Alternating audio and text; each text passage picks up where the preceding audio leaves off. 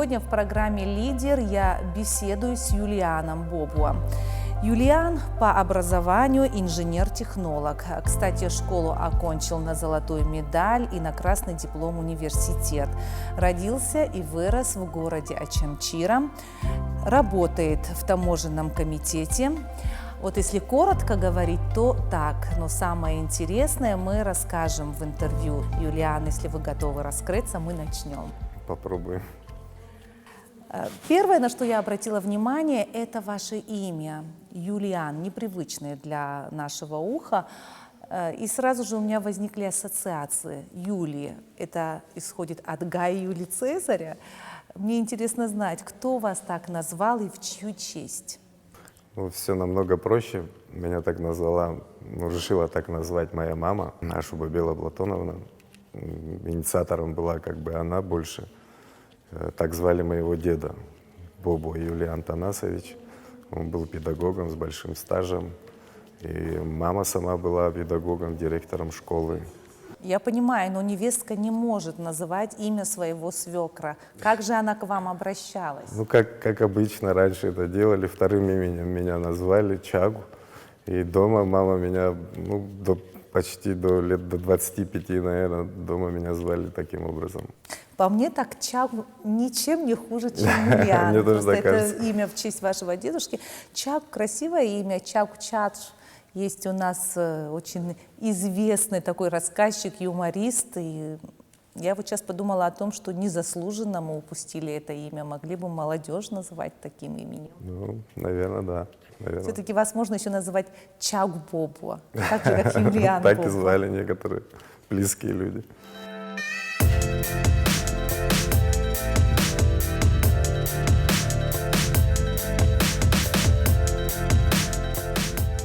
Вы немного рассказали о своем деде. У вас мама директор школы, можно сказать, вы из 7 директоров. Мама директор школы, дед. Отец отца.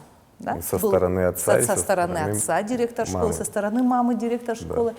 Да. У вас отец был инженер-механик. Я хотела бы узнать, кто все-таки на вас повлиял больше? И вы пошли, кстати, по стопам отца, выбрав техническую специальность. Да. Ну, не знаю, как это объяснить, честно говоря. Наверное, накладывается как бы биография предков со стороны мамы и отца. Это что касается учебы, да, каких-то внутренних возможностей интеллектуальных. А что касается выбора профессии, там в то время как-то все проще было. В 99-м году был кризис экономический. И тогда как-то получилось так, что чайная отрасль в Абхазии как-то начала реанимироваться. Наш чай начал продаваться на рынках России, и специалистов как бы не хватало в это время. А юристов, экономистов к тому времени у нас было очень много, потому что все как бы поступали именно на эти специальности. И вот мы с моим другом, близким одноклассником Куртава Астамуром Борисовичем решили поступить на эту специальность, на агроинженерный факультет по специализации, связанной именно с производством чая. И что вы смогли реализовать свои идеи в чайном производстве, выбрав такую профессию?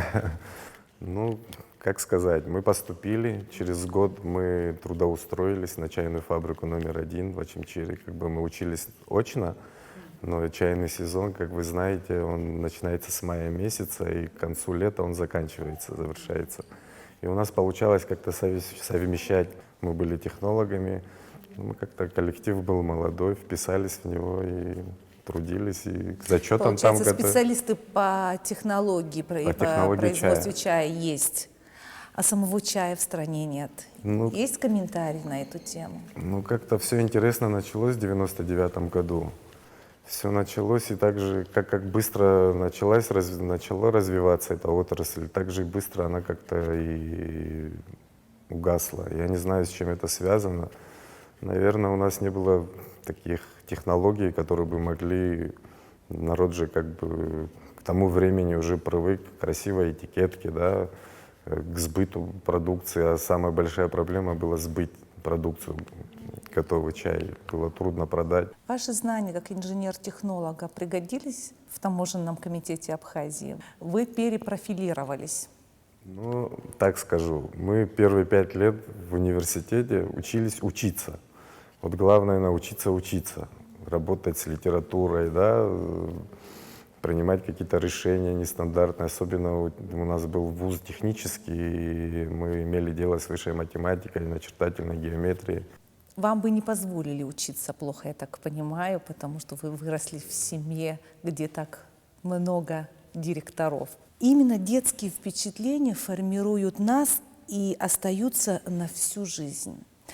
Вы можете вспомнить события из детства, которое повлияло на вас, оставило отпечаток на всю оставшуюся жизнь? Безоблачное детство закончилось, наверное, где-то в 89 году, я думаю. Такой переломный момент был, когда детский глаз, естественно, не мог заметить всей серьезности событий, происходящих в Советском Союзе, естественно, но это было заметно, потому что 89 год стал такой отправной точкой во всех турбулентных процессах, которые происходили на бывшем постсоветском пространстве, и особенно и у нас, потому что в этот период, в 89 году, происходили очень серьезные события, как вы И помните. это обсуждались в вашей семье, я так понимаю. Естественно, конечно, у нас всегда были газеты «Айтгыл», «Рабзып», в Ачимчире, учитывая, что абхазцев жило немного, но те, кто жили, они как бы очень тесно общались, всегда по соседству друг к другу собирались по вечерами, всегда прилипали к телеэкранам, когда на сессиях Верховного Совета СССР выступал Владислав Григорьевич Ардзумба с большим интересом. И как-то я в силу своего возраста, естественно, мне это не должно было быть интересным, но учитывая, что вокруг такие процессы с таким ажиотажем, родители, соседи, родственники, абхазы, естественно, по национальности, так или иначе вовлекаешься, наверное, в эти процессы, что слышишь, и это генерирует какие-то внутренние процессы. В 92 году вам, получается, лет 10 было. Да. Где вы были и что вы помните? Начало войны, естественно, всерьез как-то не восприняли, думали, как ситуация в 89 году, когда на реке Алзга, да, гамсахурудисты подошли. Как бы надежда была на то, что это все быстро закончится. Люди в советской закалке, выросшие, родившиеся в Советском Союзе, надеялись на какие-то законные методы борьбы, да, политической борьбы. И поначалу получилось так, что мы остались в городе. Очень многие абхазы остались в городе.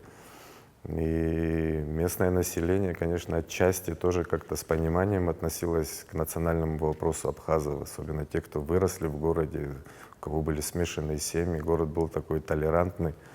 Национальный вопрос очень редко поднимался в городе Ачимчира в 60-е, благополучные 70-е годы. Но к 89 году, конечно, ситуация обострилась, и вот этот момент выборов депутата Верховного Совета СССР, когда Владислава Григорьевича и еще 6 депутатов, мне кажется, выбирали. Потом ситуация 9 апреля в Тбилиси, это же все нагнеталось, и даже на настроениях людей как бы отражалось на грузинской национальности, на абхазской национальности. Параллельно Лыхнинский сход 30-тысячный с подписанием документа о восстановлении статуса Республики Абхазия в составе СССР. Вы инженер-технолог, но все рассуждаете как историк. Историю любили, учили. И вот началась война в 92 году. Вы находитесь в городе Ачимчира. Смогли ли выбраться вовремя? Как-то вот война коснулась вашу семью в тот период? Война началась, как мы все знаем, в августе, и буквально где-то через дней 10 мы находились в городе. Мама уже начала бояться. Мы ночами, когда ложились спать, она караулила, у окна сидела и всегда говорила: если к нам подъедут гвардейцы, вы должны там выбежать. Уже тропинка была проделана. Ну, к большому сожалению, нас застали врасплох. У нас сидели соседи грузинской национальности, ну, такие толерантные, у них зять был абхаз, и они как бы политически были нейтральны и сочувствовали нам.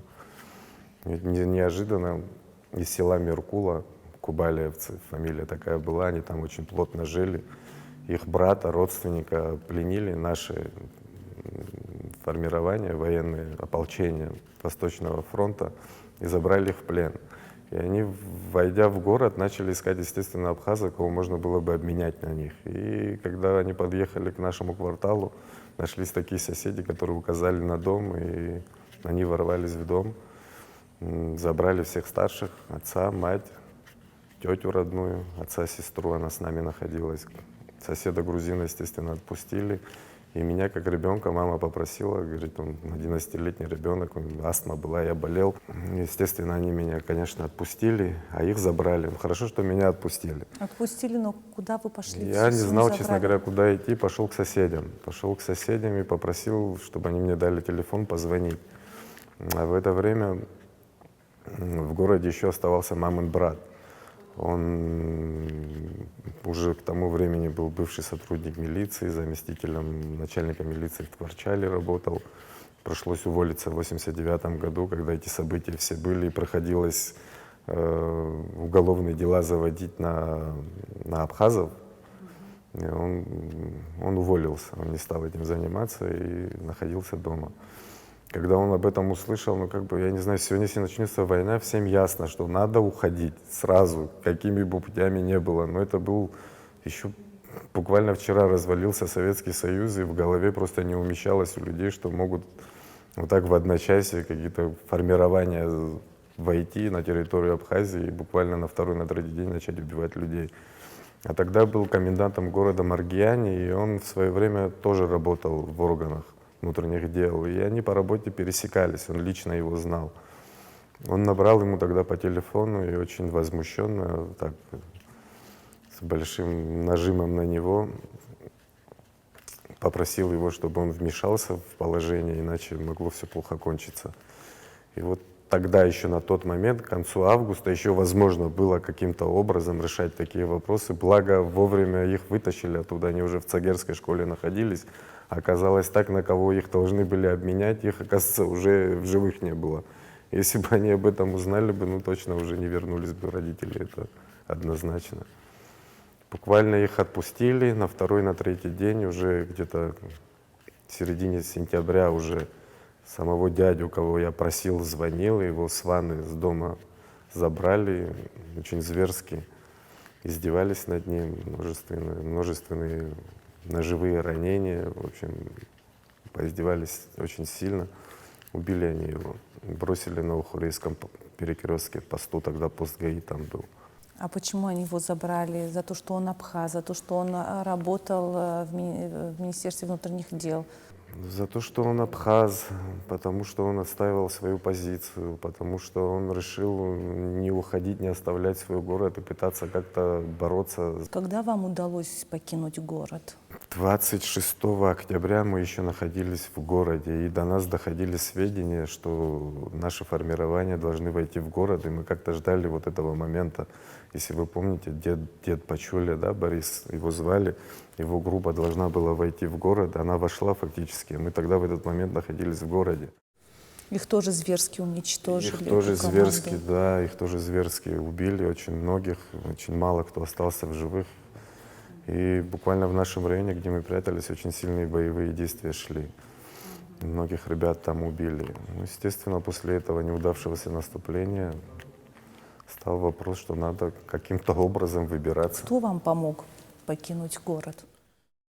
Отца родственница, она была полумигрелка, и она как-то, вот история вообще, как все в жизни бывает. Дед в свое время, в 1939 году, абхазская делегация педагогов была в Москве. Это была первая делегация педагогов, кому вручали высшие награды Советского Союза. Ему тогда вручили орден Ленина. И этот орден Ленина, оказывается, мы как бы не интересовались этим, для нас не имел значения, как бы ценности мы не придавали материальной этому ордену. Оказалось, что он был сделан из белого золота, из платины 1939 года выпуска. Вот эта вот родственница, она знала об этом. Она знала об этом, и она говорит, у вас денег нету, я вижу, вы выехать не можете. Я знаю покупателя, который может купить у вас этот орден. А мы ошарашены, честно говоря, я тем более, конечно, не знал, но ни мать, ни отец не знали об этом. А деньги нужны были, чтобы выехать, там российские корабли приплывали в порт российский, и нужно было оплатить билет, чтобы выехать. И вот пришлось пойти на этот шаг, продать эту реликвию. Она спасла в свое время, в 1939 году, полученный орден Дедушкин. Спас жизни нам. Да, очень грустные истории. Война, ее последствия, ваши семейные ценности, идеология, о которой говорили в вашей семье, воспитали в вас патриотические чувства? Естественно, я как уже выше говорил, с 1989 года эти процессы постоянно происходили в Абхазии, и в семье об этом всегда говорили. И пройдя во время войны через все эти невзгоды, через страх, я не знаю, я был ребенком, но у меня такое ощущение было, если нас гвардейцы схватят, что меня тоже расстреляют, хотя бы навряд ли меня там тронули бы как ребенка, но страх был такой. Вообще, мне кажется, маломальски чувствующий себя абхазом человек в то время не мог не быть патриотом, потому что общее настроение, общая ситуация пробуждает в человеке эти чувства. Вы говорите, что вы интересуетесь политикой и следите за процессами, которые происходят не только в Абхазии, но и за ее пределами, вообще во всем мире. Это все-таки идет из детства, вот этот интерес к политике? Ну, мне кажется, да. Очень политизированы все были в то время, да и сегодня так у нас. Есть страны, где своих президентов не знают, а мы к тому времени в возрасте 9-10 лет знали там председателя Президиума Верховного Совета СССР, их заместителей, не знаю, нормальному ребенку в счастливом детстве точно не будет, это неинтересно, наверное. Тогда, наверное, это было хорошо, потому что было организовано национально-освободительное движение, все были политизированы, абхазы знали, за что боролись, им нужна была эта свобода и независимость своей страны. А сейчас мы все политизированы. Это плохо или хорошо? Немного сложный вопрос. Я не могу однозначно оценку дать, это плохо или хорошо, но это говорит о том, что в обществе, в стране что-то не так идет. Что-то не так, есть проблемы, раз общество столь политизировано, раз оно интересуется столь сильно политикой, значит, в обществе присутствуют большие проблемы. Если у человека в доме достаток, если он трудоустроен, если у него много мирских проблем и забот, и он получает удовольствие от своей деятельности, он может позволить своим детям хотя бы минимальные какие-то блага, наверное, человек не будет столь политизированным, мне так кажется. Кто-то из древнегреческих, кажется, философов сказал, что когда мало хлеба и зрелищ, появляется много политики. Да, Ну, что-то в да. этом роде.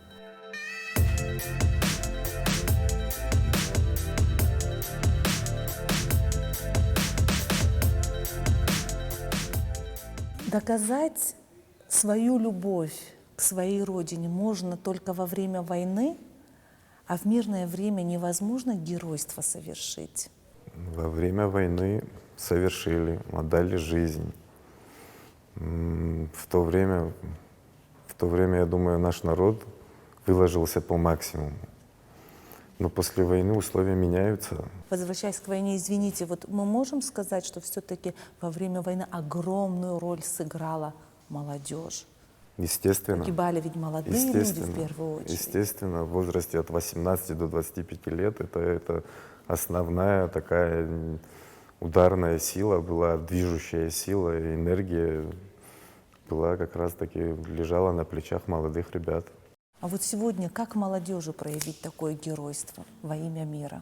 Это возможно сделать и как? В мирное время очень сложно. Для этого существует и государство, для этого существуют руководители, для этого существует много организаций, которые должны воспитывать патриотический настрой молодежи.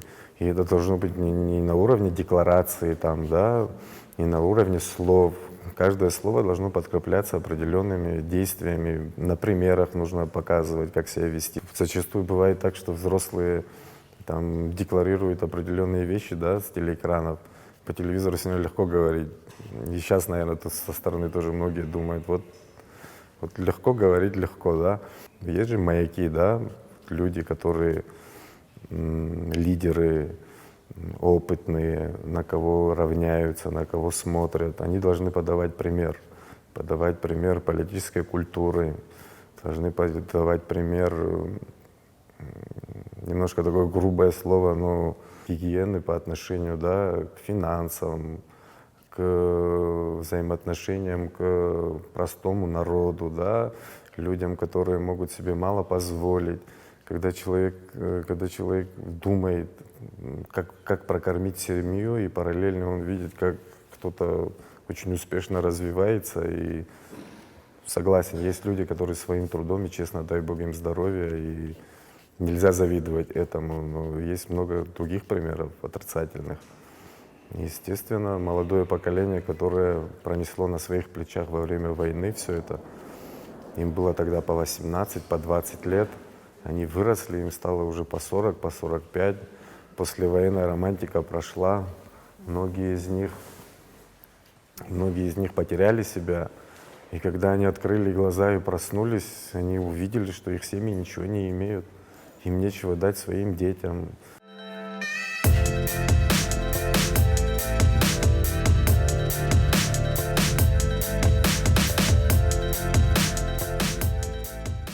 Вот если в наше современное время, если человек освоил профессию, повышает свою квалификацию, делает свою работу качественно, не ворует, не берет левые деньги, как мы это говорим, просто честно работает, да, сложно, это выживание, жить на нашу бюджетную зарплату, но тем не менее, если он пытается жить честно, это не героизм в современное время? Это даже супергероизм, мне кажется. Вот надо равняться на таких. Значит, мы сами какие-то приоритеты поставили неправильно после войны. Прежде всего, мне кажется, как бы себя винить не стоит в этом особо сильно. В каком плане? Это же не только наша проблема, да? С развалом Советского Союза эти ценности изменились у всех стран, бывших республик Советского Союза. Где-то они немножко, конечно, в силу определенной ментальности имеют свои отличия, а так ситуация в целом одинаковая везде, и это не только наша проблема. Вот в этом плане самобичеванием заниматься не стоит. Другой вопрос, как с этим бороться и что делать, это уже вот как бы другая сторона. Поэтому... Но у нас же ситуация посложнее. Молодое государство, и мы можем окончательно потерять все, если не соберемся. Естественно, тем более, учитывая наши традиции, такое вот разделение общества на неимущих и имущих, учитывая наши традиции, да, учитывая институт атовичества в свое время был, тогда даже в свое время пытались как-то эти границы и грани немного неярко выраженные были, как в других странах, да, допустим, европейских, в той же России в свое время. Сегодня, честно говоря, готового рецепта нету. Сложно мне на этот вопрос ответить. Сам по себе вопрос очень сложный. Имидж таких людей нужно профессионально навязывать обществу, естественно. Навязывать слово мне не очень нравится, но... Я поняла, о чем вы говорите. Ну, как-то продвигать по карьерной лестнице. Вы как-то мне напомнили фильм итальянский, да? Название я его сейчас не помню. Который «Закону тут не место». «Закону тут не место», да. Хороший «Закону тут не фильм. место». Хороший пример, да, хороший пример. Но там же как было, там мэр города был, да, и два его зятя. И многим кажется, что проблема в зятях. Там один был чуть лучше, другой был чуть предприимчивее. Так выбрали там мэра честного, а проблемы-то не закончились. Когда он начал решать проблемы, которые существовали, то убирать мусор, наказывать тех, кто там нарушает закон, они все восстали против этого честного мэра и вернулись к привычной жизни. Ну, ему не хватило рычагов, ему не хватило опыта какого-то, ему не хватило инструментов бороться с этими явлениями. Только потому, что он, естественно, был сам по себе по природе, да, преподавателем, идеалистом, он все идеализировал. Аналогия очень верная, потому что у нас все хотят, все требуют закон и порядок, но в то же время говорят, почему начинают с меня. Юлиан, вы много лет работаете в таможенном комитете. Вот в чем конкретно заключается ваша работа? Работа с первого дня менялась постоянно, естественно, задачи были разные в зависимости от того, в какие отделы попадал.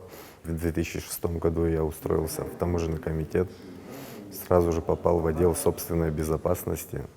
опыта работы никакого не было. Когда я в него попал, это такой немножко специфический отдел. На тот момент я был очень молод и как-то не сразу понял, насколько это все серьезно, именно попасть в этот отдел. Сегодня я уже понимаю нужность, необходимость этого отдела в силу определенного опыта. Год я проработал в этом отделе, и получилось так, что именно в этот период начались поездки в ГАУ по охране границы в село Тагилон на Бакеве. Связано с тем, что там обстановка накалялась, и приходилось очень часто ездить туда. А вы, как знаете, в таможенном комитете очень много ветеранов войны, героев Абхазии. И вообще военное подразделение таможенного комитета всегда было на счету у руководства Абхазии, Министерства обороны. Затем меня перевели в отдел статистики инспектором. Вы работали много лет в таможне, и вдруг вас увольняют. Почему? Ну, это была политика. С 2014 года очень много людей уволили. Уволили мою мать, Ашу Бабилу Платоновну, она была директором школы-интернат в Очимчире. В том же таможенном комитете работал заместителем председателя таможенного комитета Ашу Базура Русланович, мой двоюродный брат. Его уволили. И как-то через год, где-то в году 2015-м, начались политические процессы, оппозиция начала о себе заявлять, были митинги, были встречи с народом. Ну, я как бы ознакомился со своими правами, и мне не запрещено было по закону присутствовать там на митингах, на собраниях народных. Кому-то в республике показалось, что это с моей стороны было излишним. Меня уволили. Через 3 года я подал в суд в 2020 году, в декабре месяце, если я не ошибаюсь. Адвокатом у меня была Зантария Роза Платоновна. Ну и быстро удалось, конечно, все расставить по полочкам, и судьям ничего не оставалось, как восстановить меня в моей прежней должности.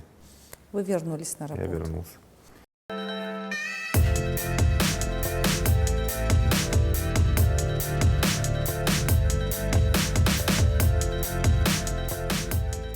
В 2017 году у вас был неприятный инцидент. С вами пытались разобраться методом улицы, вас стреляли. Если это не секрет, можно узнать причину? Что это были за разборки? Ну, это инцидент уже в прошлом, естественно. Хочется забыть об этом. Что стало причиной, я не знаю. Я не знаю, политические какие-то моменты, наверное, а присутствовали, естественно. То есть причиной послужила ваша политическая позиция? Ну, наверное, так, да. Оппоненты с другой стороны пытались с вами разобраться методом перестрелок? Ну, я не знаю, кто это был, оппоненты. Это было все очень анонимно. Я входил в подъезд 9-этажного дома, и со спины прозвучали выстрелы, и никого не видел. Остается только догадываться, кто это мог быть. Но это все уже в прошлом. Жизнь продолжается. Живы, здоровы. Будем жить Вас, дальше. получается, могли бы и убить?